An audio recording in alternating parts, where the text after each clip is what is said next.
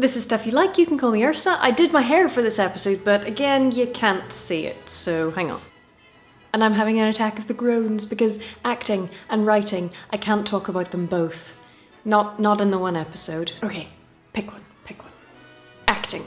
We'll come back to the writing. The plot of Attack of the Clones, it goeth thusly. In the 10 years since the Phantom Menace, the Republic is threatening to break apart, and the Separatists are led by Count Dooku, who is Christopher Lee, and also a Sith Lord, and also doesn't appear until, like, an hour into the movie. We could have used more Christopher Lee. We can always use more Christopher Lee. The Jedi are very overworked because of all this unrest, and so some people want to create an army of the Republic. Because former Queen, now Senator Padme, does not approve of this, some people try to assassinate her, and Obi-Wan and Anakin are assigned to protect her, and also to find out who done it. In the course of their investigation into who's trying to kill Padme, Obi-Wan discovers that at the time of the Phantom Menace, someone ordered a clone army for the Republic, which is now ready. What a coinky-dink! I wonder who that could have been. Anakin is also falling in love with Padme and generally being kind of a jerk, though that might just be the insomnia and the nightmares. We will come back to the love story another time. Oh, believe me, we'll come back.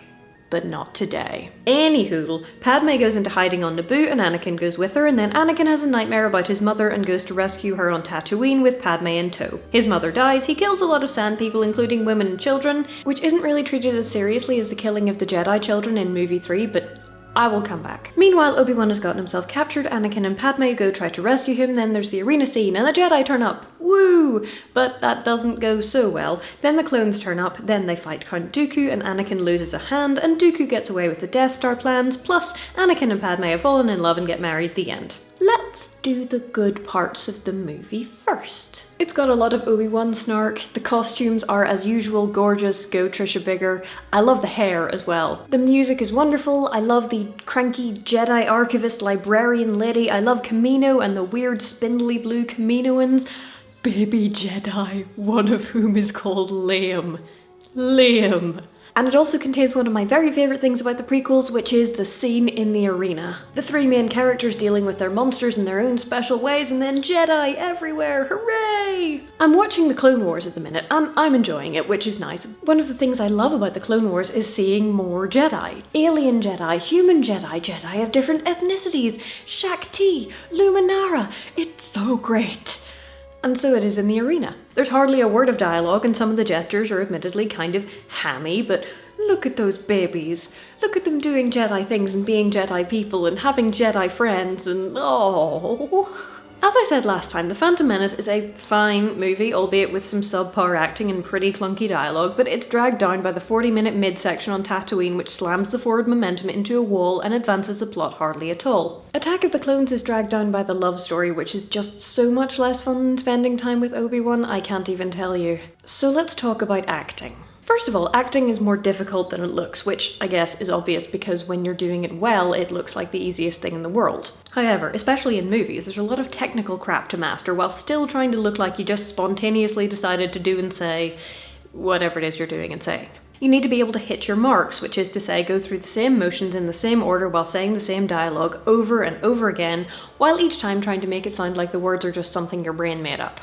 The physical movement in a space part of acting is particularly awkward in the prequels because nothing's actually there. The set is mostly absent, it's all blue screen. If you're talking to an alien, they aren't actually there. It's just some guy with some eyes on a stick for you to look at. And other than that guy with some eyes on a stick for you to look at, you're probably in a completely empty room. And the blue screen sets are quite limited in size, and so you end up with characters doing a lot of walking in straight lines and sitting down. The worst part of Attack of the Clones, in both my opinion and practically everyone else's, is the love story, and that's not particularly surprising because it's just so much less fun than the adventures of Obi-Wan Kenobi and his mullet. And the reason for that is that Ewan McGregor is a very good actor, even in a completely blank space, and more than that, he is good enough at his job to make even meh dialogue kinda work. Also, Christopher Lee is involved and he's just great, even if his fight choreography has more spinning than a fairground carousel. Look, I know they did it in the original trilogy, that doesn't excuse it. Spinning in a sword fight is a good way to get yourself cut in half. Seriously. Good acting adds layers to your character which may not have previously been there. In Phantom of the Opera, for example, the difference between me liking musical Christine Daae and not liking movie Christine Daae is acting. Quite aside from the singing or anything else, Emmy Rossum wanders through the part with a blank look on her face, which may well be what she was instructed to do, which we'll come back to in a second, but I like a Christine who will act the hell out of the part, because if she doesn't, then she's just kind of bland. Good acting adds layers to your character. More than that, good acting can elevate your dialogue. It can make meh dialogue fine, and fine dialogue good, and good dialogue transcendent. Or at the very least, eminently quotable. But by the same token, weird acting choices, which can often come down to the director's call, actually, can wreck even good dialogue. And bad acting plus bad dialogue gives you the infamous sand scene. Okay, let's look at two examples of contrasting writing and acting. First one, meh to the power of good via acting. Anakin's mother has just died and he has effectively committed mass murder. He's angry, he's frustrated, and this scene where he tries to deal with his grief and his rage is actually quite powerful.